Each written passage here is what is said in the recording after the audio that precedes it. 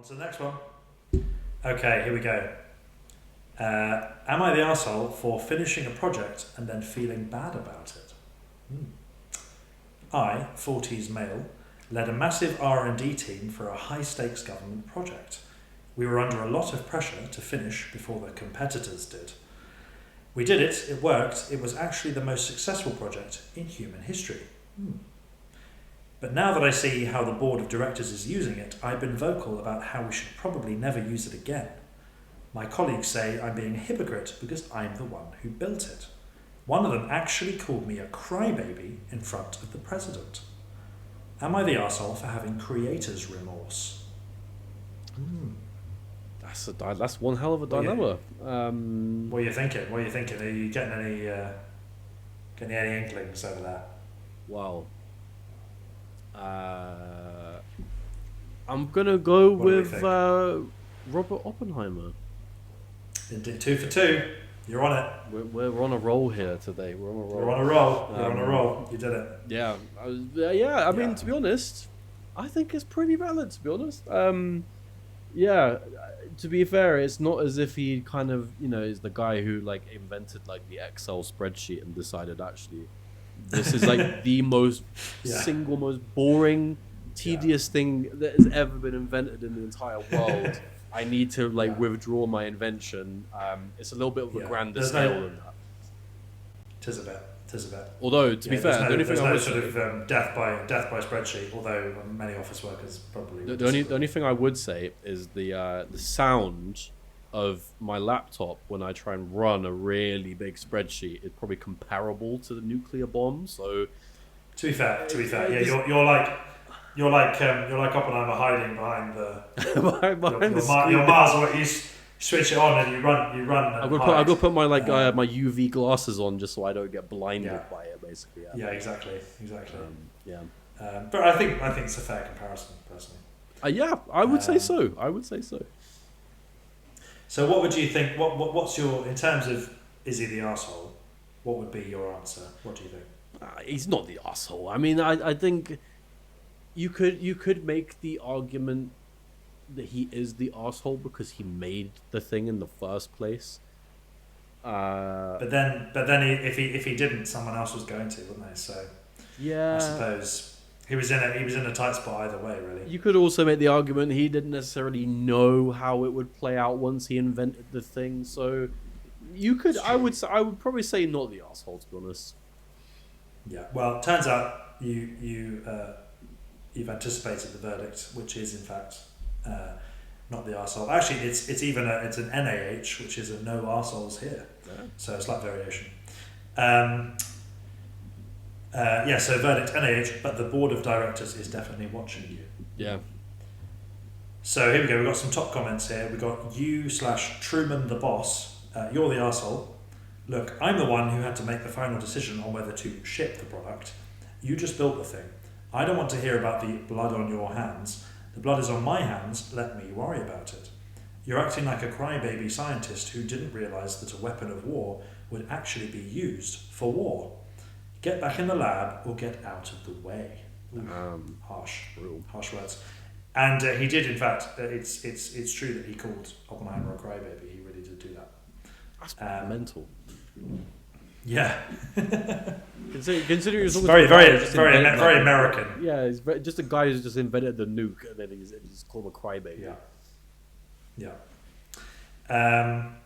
So yeah, fair enough. From truly, he's got a. You can see where he's coming from. He's got an investment. He's got an investment in the thing at this point, hasn't he? He's got to see it through. Mm-hmm. He can't be having second thoughts. Mm-hmm. Wouldn't do. So, we've got another one here from you/General Groves official. Everyone sucks here. I gave you the budget, the secret facility, and thousands of workers. We were in a literal race against the most evil competitors in history.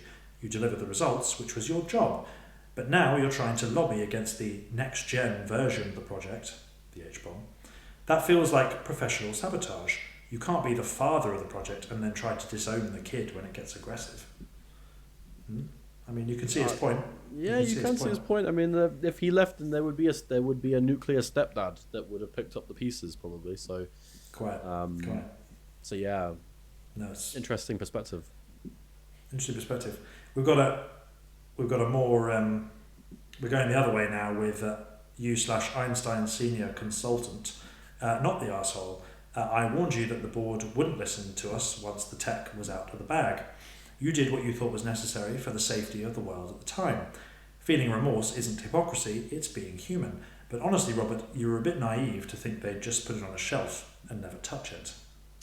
Yeah, hey, I mean, again, very right. That's you can't make something like Always that. I'm trying to think. Trying to think of like I don't know. I'm trying to think of like a product that we have like all the time, right? So okay, imagine someone guy who invents the Mars bar. They tell him like, oh, you've got to make some kind of candy or something that people are gonna want. Yeah. Invents the Mars bar. This is very. I mean, I thought this might be me just liking Mars bars, but like, he invents the Mars bar. What happens then? He doesn't want to put it on the shelf. He just wants to leave it in his own house.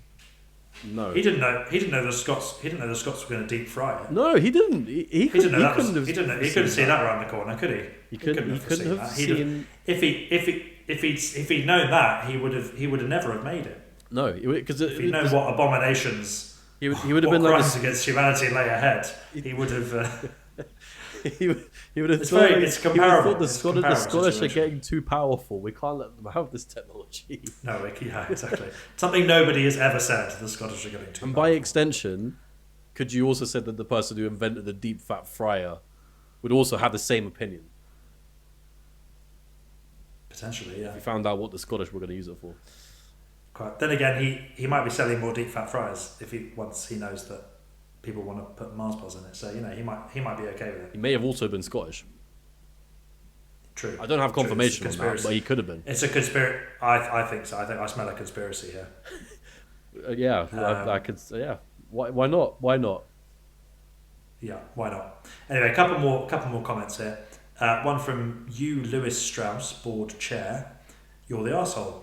Actually, I'm just going to post a red flag on your security clearance. You're acting suspiciously like you're on the competitor's side now. If you aren't 100% on board with the company's future expansion, maybe you shouldn't have access to the server room anymore. See you at the hearing. Ooh, okay. Ooh, bit of a sharp Dangerous. threat there. Dangerous. Going on. Yeah. It's the classic situation, isn't it, of somebody leaving a company and taking with them all the knowledge, all the receipts, as it were, and the company doesn't like it. Someone's petty manager who didn't like them after they handed their notice in. No, exactly. And then we've got a query from you/average citizen 45. Info: does the project actually make the world safer because nobody wants to fight anymore, or did you just give everyone a delete button for the planet? I'm confused and scared. Both. Fair enough. I think that applies now. Yeah, I think both of those things are true. Yeah. And you had, all through the 60s, you had this question, didn't you? MAD, mutually assured destruction. The very terror that you've created, the very horror of the possibility of using it, prevents everybody from using it. Yeah, there you go. Very good.